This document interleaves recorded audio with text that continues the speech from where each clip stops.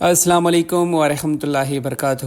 ایک دفعہ کا ذکر ہے کہ ایک بہت ہی غریب لیکن دیانتدار آدمی رہتا تھا۔ وہ دن بھر محنت مزدوری کرتا اور جو کچھ کماتا اس سے اپنے چھوٹے سے گھر کا گزارا کرتا۔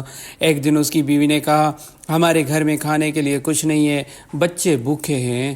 وہ آدمی بہت پریشان ہوا اور اللہ سے دعا کر کے کام کی تلاش میں نکل کھڑا ہوا۔ سارا دن ڈھونڈنے کے بعد بھی اسے کوئی کام نہ ملا۔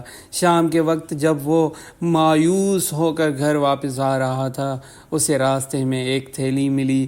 اس نے تھیلی کھولی تو اس میں سونے کے بہت سارے سکے تھے۔ اس نے سوچا، یہ اللہ کی طرف سے رزق ہے، میں گھر جا کر بچوں کو کھانا کھلا سکتا ہوں۔ لیکن پھر اس کے دل میں خیال آیا کہ جس کی یہ رقم ہے وہ کتنا پریشان ہوگا۔ وہ اس تھیلی کو لے کر علاقے کے قاضی صاحب کے پاس پہنچا۔ قاضی صاحب نے اعلان کروایا تو ایک امیر تاجر بھاگتا ہوا آیا اور اس نے اپنی کھوئی ہوئی تھیلی پہچان لی۔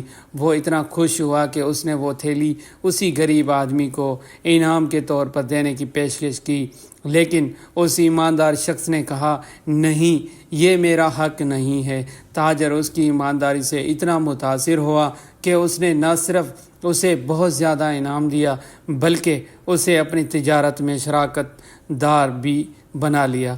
کچھ ہی عرصے میں وہ غریب آدمی شہر کا سب سے کامیاب تاجر بن گیا۔